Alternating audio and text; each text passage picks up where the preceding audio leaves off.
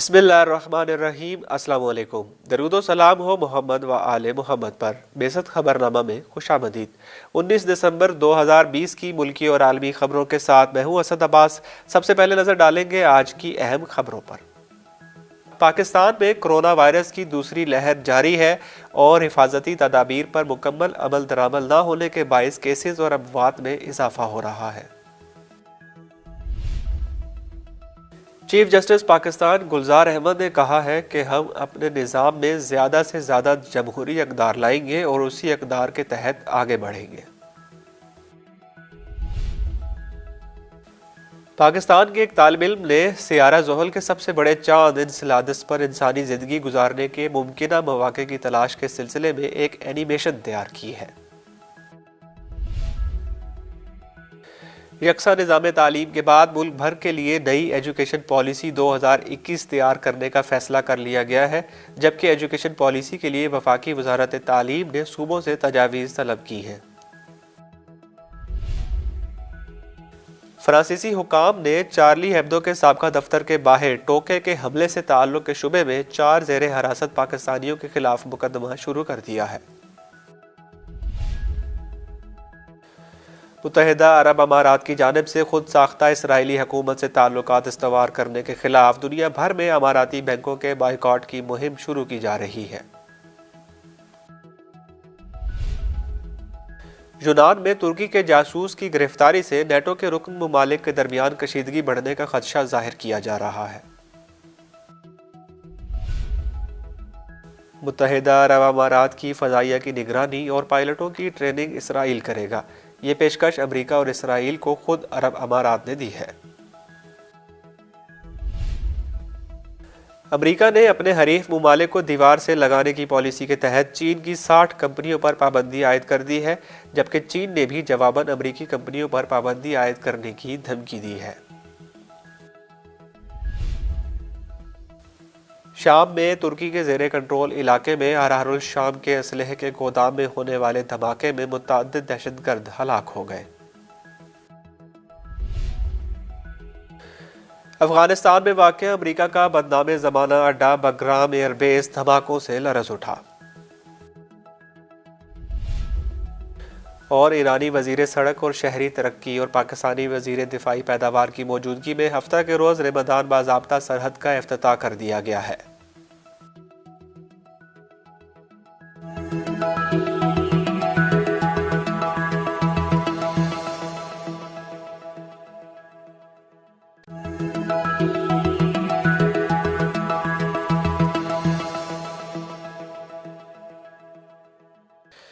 اور اب خبریں تفصیل کے ساتھ۔ پاکستان میں کرونا وائرس کی دوسری لہر جاری ہے اور حفاظتی تدابیر پر مکمل عمل درآمد نہ ہونے کے باعث کیسز اور اموات میں اضافہ ہو رہا ہے۔ سرکاری اعداد و شمار کے مطابق ملک بھر میں گزشتہ 24 گھنٹوں میں کرونا وائرس کے 48,075 ٹیسٹ کیے گئے، جس میں سے 3,179 نتائج مثبت آئے، جبکہ 86 افراد اس وائرس کے باعث انتقال کر گئے۔ تاہم خوشائند بات یہ رہی کہ مزید 4,649 مریض صحتیاب ہو گئے۔ یوں اب تک ملک میں کرونا وائرس کی مجموعی کیسز کی تعداد 4,54,673 ہو گئی، جس میں سے 4,04,050 صحتیاب ہوئے ہیں، جبکہ 9,250 کا انتقال ہوا ہے۔ اور ایرانی وزیر سڑک اور شہری ترقی اور پاکستانی وزیر دفاعی پیداوار کی موجودگی میں ہفتہ کے روز رمضان باضابطہ سرحد کا افتتاح کر دیا گیا ہے۔ پڑوسی ممالک کے درمیان تافتان کے بعد دوسرے بارڈر رمضان گبند کے کھلنے سے تجارتی سرگرمیاں بڑھیں گی۔ قیام پاکستان کے بعد سے یہ دونوں ممالک میں دوسرا اہم ترین دن ہے جب پاکستان نے اپنے دیرینہ دوست کے ساتھ ایک اور سرحد بنام رمضان گبند کھولا ہے۔ یہ بارڈر نہ صرف دونوں ممالک میں تجارت کو فروغ دے گا بلکہ آپسی تعلقات کو آسمان کی بلندیوں پر لے جائے گا۔ اس سرحد کے افتتاح کے ساتھ ہی سامان کا تبادلہ قانونی طور پر ہوگا اور پاسپورٹ کے ذریعے مسافروں کی آمد و رفت کی جا سکے گی۔ رمضان بارڈر ایران اور پاکستان سرحد کے زیرو پوائنٹ پر چابہار سے 120 کلومیٹر دور ہے اور گوادر تک پاکستان تقریباً 70 کلومیٹر ہے۔ یہ نقطہ ایران، پاکستان، چین اور بھارت میں دنیا کی آبادی کا 37% تک پہنچنے کا بہترین راستہ ہے، اور اس سرحد کا معیار تجارتی اور اقتصادی تعلقات کی ترقی کے لیے ایک ضرورت ہے۔ رمضان سرحد میں سامان درآمد اور برآمد کرنے، پاکستانی زائرین، سیاحوں اور مسافروں کی آمد و رفت کے لیے اچھی صلاحیت اور گنجائش ہے، اور گوادر کی بندرگاہ سے اس کا فاصلہ قریب 70 کلومیٹر ہے، اور ہمسایہ ممالک کے شہری دشتیاری اور چابہار جا سکتے ہیں اور پھر زمینی اور فضائی بیڑے کے ذریعے ایران کے مذہبی شہروں اور تفریحی اور سیاحت کے علاقوں کا سفر کر سکتے ہیں۔ امریکی دباؤ اور ایران پر بین الاقوامی پابندیوں کے باوجود پاکستان کی طرف سے اس بارڈر کو کھولنا اس بات کی نشاندہی کر رہا ہے کہ دونوں دوست ممالک کے تعلقات آگے بڑھ چکے ہیں، اور پاکستان نے ایران کے تعلقات پر کسی بھی قسم کے عالمی دباؤ کو رد کر دیا ہے۔ ایران اور پاکستان کے تعلقات میں معمولی اتار چڑھاؤ تو آتا رہا ہے، لیکن ایران پاکستان کے ساتھ اصولی اور سچے دوست کی طرح ہمیشہ کھڑا رہا ہے۔ زلزلہ ہو، سیلاب ہو یا کوئی بھی قدرتی آفت، ایران نے ہمیشہ پاکستان کا ساتھ دیا ہے۔ مسئلہ کشمیر پر ایران نے ہمیشہ پاکستان کی اصولی حمایت جاری رکھی ہے۔ بھارت کی تشویش کے باوجود ایران نے ہمیشہ مقبوضہ کشمیر کی آزادی کی بات کی ہے۔ چیف جسٹس پاکستان گلزار احمد نے کہا ہے کہ ہم اپنے نظام میں زیادہ سے زیادہ جمہوری اقدار لائیں گے اور اسی اقدار کے تحت آگے بڑھیں گے۔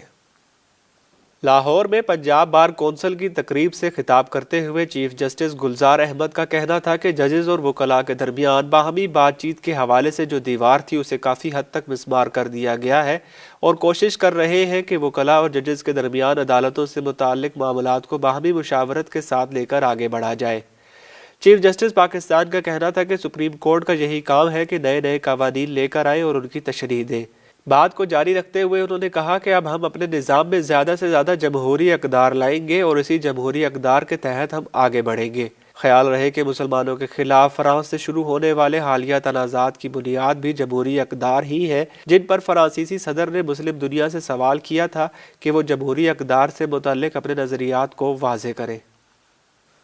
پاکستان کے ایک طالب علم نے سیارہ زحل کے سب سے بڑے چاند انسیلاڈس پر انسانی زندگی گزارنے کے ممکنہ مواقع کی تلاش کے سلسلے میں ایک اینیمیشن تیار کی ہے۔ پاکستان کے صوبہ پنجاب کے دارالحکومت لاہور کے فارمن کرسچن کالج کے طالب علم سید منیب علی نے یہ کارنامہ جرمنی کے ماہر فلکیات کے ساتھ مل کر انجام دیا ہے۔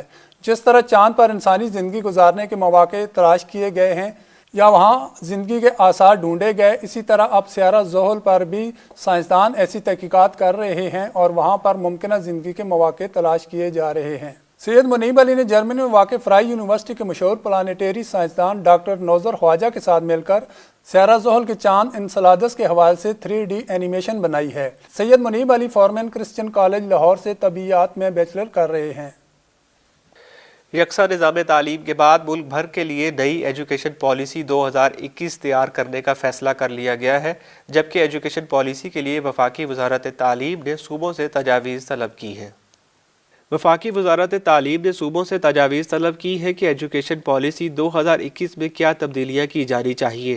ایڈیشنل سیکرٹری وفاقی وزارت تعلیم محی الدین احمد وانی نے تمام صوبوں، وائس چانسلرز، ماہرین تعلیم سمیت متعلقہ حکام سے تجاویز طلب کی ہیں۔ انہوں نے کہا کہ تعلیمی معیار سٹینڈرڈز، بچوں کے لیے پرائمری اور مڈل تعلیم کے لیے عمر کی حد کیا ہونی چاہیے، یہ سب نئی ایجوکیشن پالیسی میں شامل کیا جائے گا۔ تعلیم بالغہ، اسکل ٹریننگ، اسکولوں میں ٹیکنیکل اینڈ ووکیشنل ایجوکیشن بھی شامل ہوگی۔ نئی ایجوکیشن پالیسی میں بین الاقوامی اشتراک بھی شامل کرنے کا فیصلہ کیا گیا ہے۔ وفاقی وزارت تعلیم نے کہا کہ تمام صوبے جنوری 2021 تک تجاویز بھجوائیں۔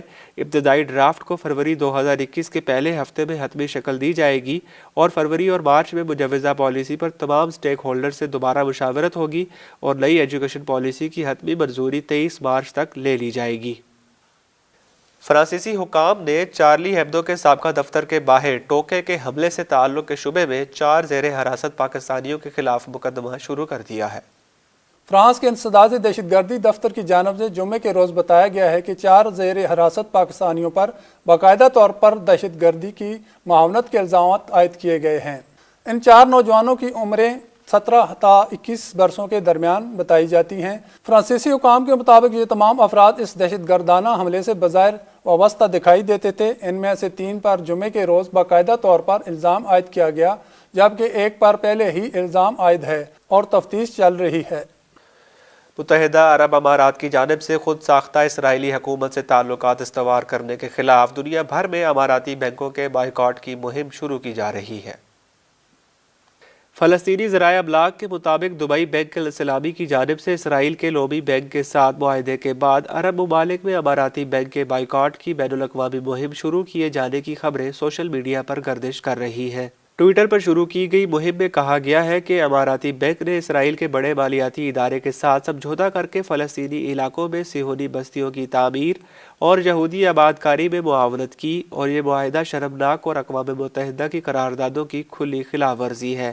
واضح رہے کہ متحدہ عرب امارات نے رواں سال اگست میں غاصب صہیونی ریاست کو تسلیم کرنے اور اس کے ساتھ سفارتی تعلقات قائم کرنے کا اعلان کیا تھا۔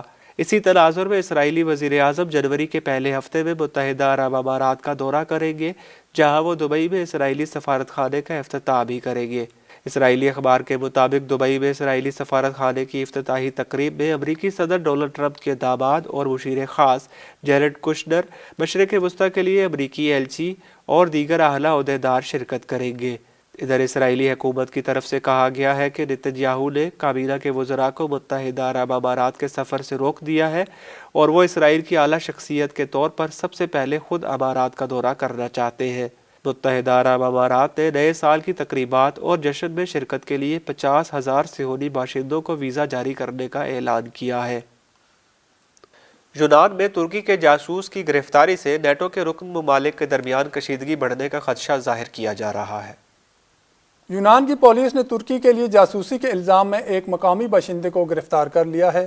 یونان کے سرکاری حکام کے مطابق مذکورہ شخص ترکی کے قونصل خانے کا اہلکار ہے جو غیر سفارتی کاموں میں ملوث رہا ہے۔ ترکی کے قونصل خانے کے اس عہدیدار کی گرفتاری سے نیٹو کے رکن ممالک کے درمیان تعلقات مزید کشیدہ ہونے کا خدشہ ظاہر کیا جا رہا ہے۔ برطانوی میڈیا کے مطابق ترکی کی وزارت خارجہ نے قونصل خانے کے عہدیدار کی گرفتاری کی مذمت کی اور اس کو قونصل خانے کے عہدیدار کے حقوق کی خلاف ورزی قرار دے دیا۔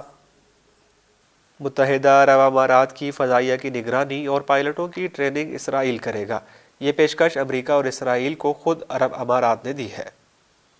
متحدہ عرب امارات نے امریکی F-35 طیاروں کی خریداری پر اسرائیلی تحفظات کے حوالے سے امریکہ کو عجیب پیشکش کی ہے۔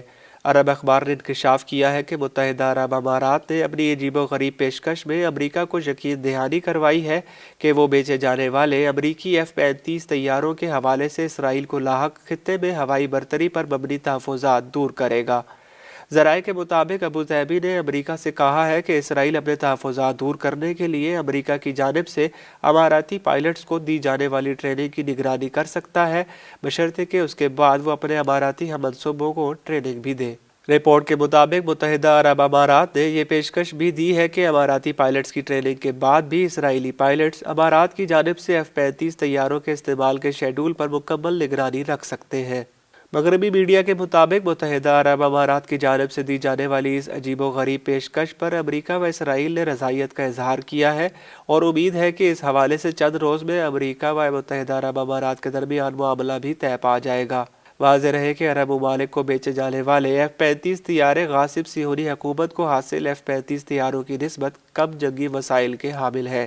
اگرچہ اسرائیل نے متحدہ عرب امارات کے ساتھ اپنے دوستانہ تعلقات بحال کر کے اسے اپنی کالونی میں بدل لیا ہے، مگر اس کے باوجود متحدہ عرب امارات کو F-35 طیاروں کے بیچے جانے کی بھی کھل کر مخالفت کر رہا ہے۔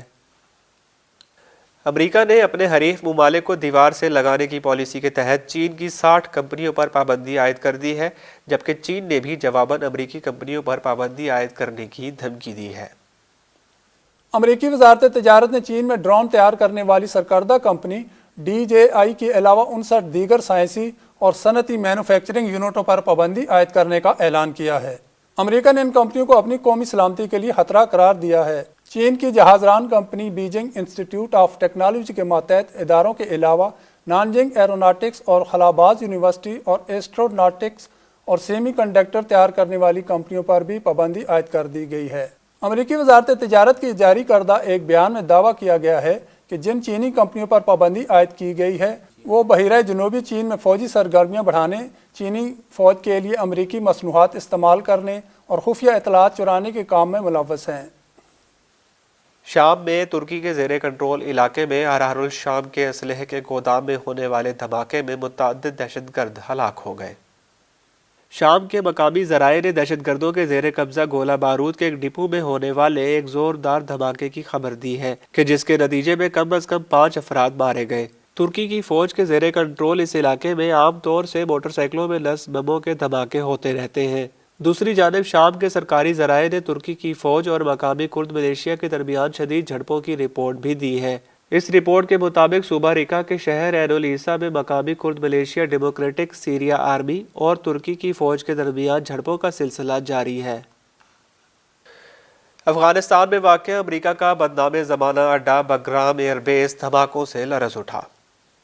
مقامی ذرائع کا کہنا ہے کہ افغانستان کے بگرام ایئر بیس پر راکٹ حملہ کیا گیا ہے، تاہم اس بارے میں حکام نے مالی جانی نقصان کی تفصیلات نہیں بتائی ہیں۔ بگرام گورنر نے کہا کہ کلندر ہیل کے علاقے میں حملہ آور 10 راکٹ فائر کرنا چاہتے تھے، جس میں سے 4 راکٹ فائر کر سکے، دیگر 6 راکٹ حملوں کو پولیس نے ناکام بنا دیا۔ گورنر کے مطابق راکٹ حملے سے بگرام ایئر بیس پر نقصان سے متعلق تفصیلات ابھی موصول نہیں ہوئی ہیں۔ واضح رہے کہ حالیہ چند ہفتوں کے دوران افغانستان کے دارالحکومت کابل سمیت ملک کے مختلف شہروں میں بم دھماکے اور دہشت گردانہ واقعات میں اضافہ ہوا ہے، اور ان واقعات میں عام طور پر بے گناہ شہریوں کو نقصان اٹھانا پڑا ہے۔ بیست خبرنامہ میں اب تک کے لیے اتنا ہی۔ اگلے خبرنامہ تک کے لیے اجازت دیجیے۔ دیکھتے رہیے بیست تعلیمی ٹی وی چینل۔ اللہ حافظ۔